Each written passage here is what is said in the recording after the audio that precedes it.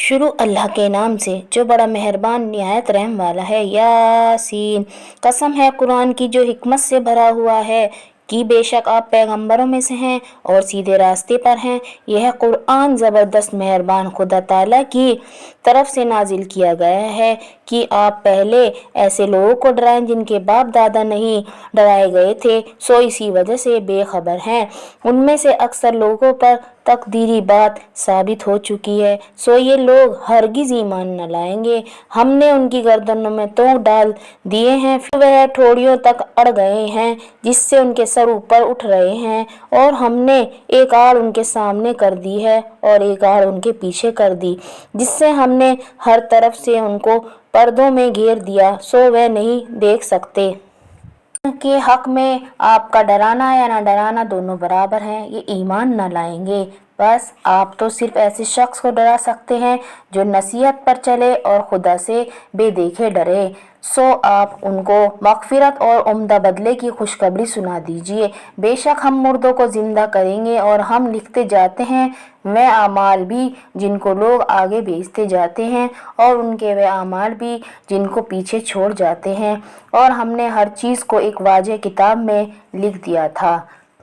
और आप उनके सामने एक किस्सा यानी एक बस्ती वालों का किस्सा उस वक्त का बयान कीजिए जबकि उन बस्ती में कई रसूल आए, यानी जबकि हमने उनके पास पहले दो भेजे, सो उन लोगों ने पहले दोनों को झूठा बतलाया। फिर तीसरे रसूल से तायद की, सो उन तीनों ने कहा कि हम तुम्हारे पास भेजे गए हैं। उन तीनों ने कहा कि तुम तो हमारी तरह महज मामूली आदमी हो और खुदाए रहमान ने तो कोई चीज़ नाजिल ही नहीं की, तुम खालिस झूठ बोलते हो। उन रसूलों ने कहा कि हमारा परवरदिगार जानता है कि बेशक हम तुम्हारे पास भेजे गए हैं और हमारे ज़िम्मे तो सिर्फ स्पष्ट और तौर पर हुक्म का पहुंचा देना था। वह लोग कहने लगे कि हम तो तुमको मनहूस समझते हैं, अगर तुम बाज ना आए तो हम पत्थरों से तुम्हारा काम तमाम कर देंगे और तुमको हमारी तरफ से सख्त तकलीफ पहुंचेगी। उन रसूलों ने कहा कि तुम्हारी नहुसत तो तुम्हारे साथ लगी हुई है, क्या इसको नहुसत समझते हो कि तुमको नसीहत की जाए, बल्कि तुम खुद अकल और शरीयत की हद से निकल जाने वाले लोग हो। और एक मुसलमान शख्स उस शहर के किसी दूर मकाम से दौड़ता हुआ आया और कहने लगा कि ऐ मेरी कौम, इन रसूलों की राह पर ज़रूर चलो, ऐसे लोगों की राह पर चलो जो तुमसे कोई मुआवजा और सिला नहीं मांगते और वह खुद ही सही रास्ते पर हैं।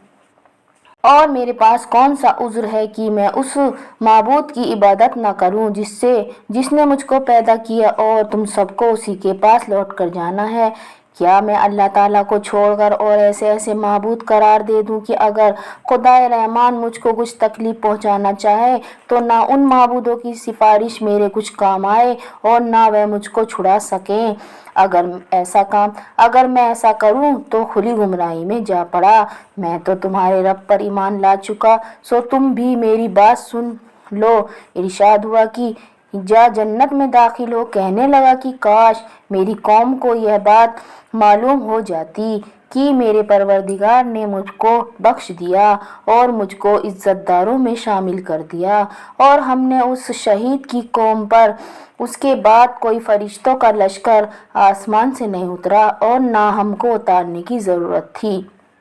वह सज़ा बस एक सख्त आवाज़ थी और वह सब उसी दम उससे बुझकर यानी मरकर रह गए। अफसोस ऐसे बंदों के हाल पर, उनके पास कभी कोई रसूल नहीं आया जिसकी उन्होंने हंसी ना उड़ाई हो। क्या उन लोगों ने उस पर नज़र नहीं की कि हम उनसे पहले बहुत सी उम्मतें गारत कर चुके हैं कि वह फिर उनकी तरफ दुनिया में लौट कर नहीं आते, और उनमें कोई ऐसा नहीं जो मुस्तमा तौर पर यानी इकट्ठा होकर और जमा होकर हमारे सामने हाजिर न किए जाएं।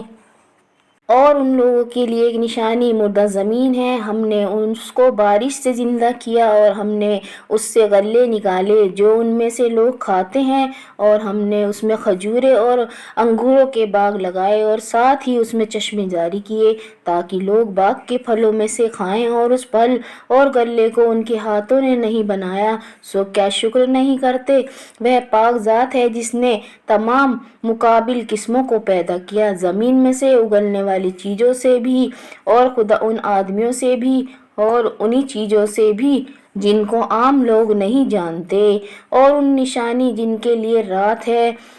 کہ ہم اس رات پر سے دن کو اتار لیتے ہیں، سو یکایک وہ لوگ اندھیرے میں رہ جاتے ہیں۔ اور ایک نشانی سورج ہے کہ وہ اپنے ٹھکانے کی طرف چلتا رہتا ہے، یہ اندازہ باندھا ہوا ہے کہ اس خدا تعالیٰ کا جو زبردست علم والا ہے، اور چاند کے لیے منزلیں مقرر کی یہاں تک کہ ایسا رہ جاتا ہے جیسے کھجور کی پرانی ٹہنی، نہ سورج کی مجال ہے کہ چاند کو جا پکڑے اور نہ رات سے پہلے آ سکتی ہے، اور دونوں ایک دوسرے کے دائرے کے طور میں رہے ہیں۔ اور ایک نشانی ان کے لیے یہ ہے کہ ہم نے ان کی اولاد کو بھری ہوئی کشتی میں سوار کیا، اور ہم نے ان کے لیے کشتی ہی جیسی ایسی چیزیں پیدا کی جن پر یہ لوگ سوار ہو جاتے، اور اگر ہم چاہیں تو ان کو غرق کر دیں، پھر نہ تو کوئی اس کی فریاد کو پہنچنے والا ہو، نہ خلاصی یعنی چھٹکارا نجات کیے جائے۔ اور اگر ہم چاہیں تو ان کو غرق کر دیں، پھر نہ تو کوئی ان کی فریاد کو پہنچنے والا ہو اور نہ ہی خلاصی یعنی چھٹکارا اور نجات دیے جائے، مگر یہ ہماری ہی مہربانی ہے، اور ان کو ایک مقررہ وقت ہے فائدہ دینا منظور ہے۔ اور جب ان لوگوں سے کہا جاتا ہے کہ تم لوگ اس عذاب سے ڈرو جو تمہارے سامنے ہے اور تمہارے مرنے کے بعد بھی ہے تاکہ تم پر رحمت کی جائے، تو وہ بالکل پرواہ نہیں کرتے، اور ان کے رب کی آیتوں میں سے کوئی آیت بھی ان کے پاس ایسی نہیں آتی جس سے وہ منہ نہ موڑتے۔ اور جب ان کو کہا جاتا ہے کہ اللہ نے جو کچھ تم کو دیا ہے اس میں سے خرچ کرو، تو وہ کفار ان مسلمانوں سے یوں کہتے ہیں کہ کیا ہم ایسے لوگوں کو کھانے کو دیں جن کو اگر خدا چاہے تو بہت کچھ کھانے کو دے دے، تم بالکل خالی غلطی میں پڑے ہو۔ اور یہ لوگ ایک سخت آواز کے منتظر ہیں جو ان کو آ پڑے گی، اور وہ سب آپس میں لڑ جھگڑ رہے ہوں گے، سو نہ تو کوئی وصیت کرنے کی فرصت ہوگی اور نہ اپنے گھر والوں کے پاس لوٹ کر جا سکو گے۔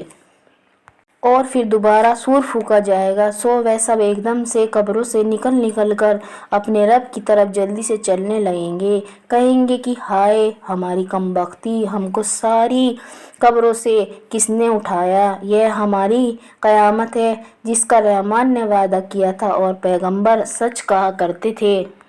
بس یہ ایک زور کی آواز ہوگی جس سے ایک بار ہی میں سب جمع ہو کر ہمارے پاس حاضر کر دیے جائیں گے، پھر اس دن کسی شخص پر ذرا ظلم نہ ہوگا، اور تم کو بس انہی کاموں کا بدلہ ملے گا جو تم کیا کرتے تھے۔ جنت والے بے شک اس دن اپنے مشغلوں میں خوش دل ہوں گے، وہ اور ان کی بیویاں سایوں میں مسحریوں پر تکیے لگائے بیٹھے ہوں گے، ان کے لیے وہاں ہر طرح کے میوے ہوں گے، اور وہ کچھ مانگیں گے ان کو ملے گا، ان کو مہربان رب کی طرف سے سلام فرمایا جائے گا، اور اے مجرمو آج ایمان والوں سے الگ ہو جاؤ، اے آدم علیہ السلام کی اولاد، کیا میں نے تم کو تاکید نہیں کر دیا تھا کہ تم شیطان کی عبادت نہ کرنا، وہ تمہارا کھلا دشمن ہے، اور یہ ہے کہ میری ہی عبادت کرنا،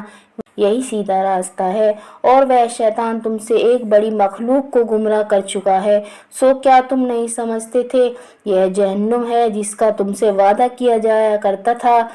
آج اپنے کفر کے بدلے میں اس میں داخل ہو، آج ہم ان کے منہ پر مہر لگا دیں گے اور ان کے ساتھ اور ان کے ہاتھ ہم سے بولیں گے اور ان کے پاؤں گواہی دیں گے جو کچھ یہ لوگ کیا کرتے تھے، اور اگر ہم چاہتے تو دنیا ہی میں ان کی آنکھوں کو ملیا میٹ کر دیتے، پھر یہ راستے کی طرف دوڑتے پھرتے سو ان کو کہاں نظر آتا، اور اگر ہم چاہتے تو ان کی صورتیں بدل ڈالتے اس حالت سے کہ یہ جہاں ہیں وہیں رہ جاتے، جس سے یہ لوگ نہ آگے کو چل سکتے اور نہ پیچھے کو لوٹ سکتے۔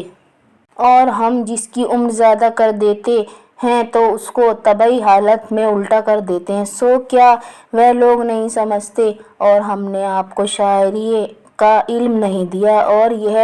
آپ کے لیے مناسب بھی نہیں، وہ تو محض نصیحت کا مضمون اور ایک آسمانی کتاب ہے جو احکام کو ظاہر کرنے والی ہے، تاکہ ایسے شخص کو ڈرائے جو زندہ ہو اور تاکہ کافروں پر عذاب کی حجت ثابت ہو جائے۔ کیا ان لوگوں نے اس پر نظر نہیں کی؟ ہم نے ان کے فائدے کے لیے اپنے ہاتھ کی بنائی ہوئی چیزوں میں سے مویشی پیدا کیے، پھر یہ لوگ ان کے مالک بن رہے ہیں، اور ہم نے ان مویشیوں کو ان کا تابع بنا دیا، سو ان میں بعضے تو ان کی سواریاں ہیں اور بعضے کو وہ کھاتے ہیں، اور ہم نے ان لوگوں کے اور بھی نفع ہیں اور پینے کی چیزیں ہیں یعنی دودھ، سو کیا یہ لوگ شکر نہیں کرتے؟ اور انہوں نے خدا کے سوا اور معبود قرار دے رکھے ہیں اس امید پر کہ ان کو مدد ملے، لیکن وہ ان کی کچھ مدد نہیں کر سکتے، اور وہ ان لوگوں کے حق میں ایک مخالف فقیر ہو جائیں گے اور حاضر کیے جائیں گے۔ تو ان لوگوں کی باتیں آپ کے لیے رنجیدگی کا سبب نہ ہونا چاہیے، بے شک ہم سب جانتے ہیں جو کچھ یہ دل میں رکھتے ہیں اور جو کچھ ظاہر کرتے ہیں۔ کیا آدمی کو یہ معلوم نہیں کہ ہم نے اس کو نطفے سے پیدا کیا؟ سو وہ کھلے عام اعتراض کرنے لگا، اور اس نے ہماری شان میں ایک عجیب مضمون بیان کیا اور اپنی اصل کو بھول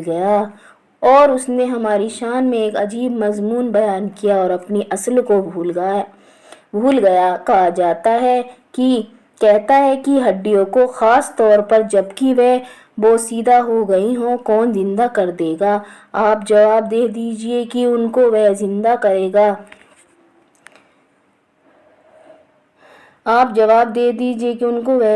کرے گا۔ جس نے پہلی بار میں ان کو پیدا کیا، اور وہ سب طرح کا پیدا کرنا جانتا ہے۔ وہ ایسا قادر ہے کہ بعض ہرے پیڑ سے تمہارے لیے آگ پیدا کر دیتا ہے، پھر تم اس سے اور آگ سلگا لیتے ہو، اور جس نے آسمان اور زمین پیدا کیے ہیں، کیا وہ اس پر قادر نہیں کہ ان جیسے آدمیوں کو دوبارہ پیدا کر سکے؟ ضرور قادر ہے، اور وہ بڑا پیدا کرنے والا، خوب جاننے والا ہے۔ جب وہ کسی چیز کا ارادہ کرتا ہے تو بس اس کا معمول تو یہ ہے کہ اس چیز کو کہہ دیتا ہے کہ ہو جا تو وہ ہو جاتی ہے۔ سو اس کی ذات پاک ہے جس کے ہاتھ میں ہر چیز کا پورا اختیار ہے، اور تم سب کو اسی کے پاس لوٹ کر جانا ہے۔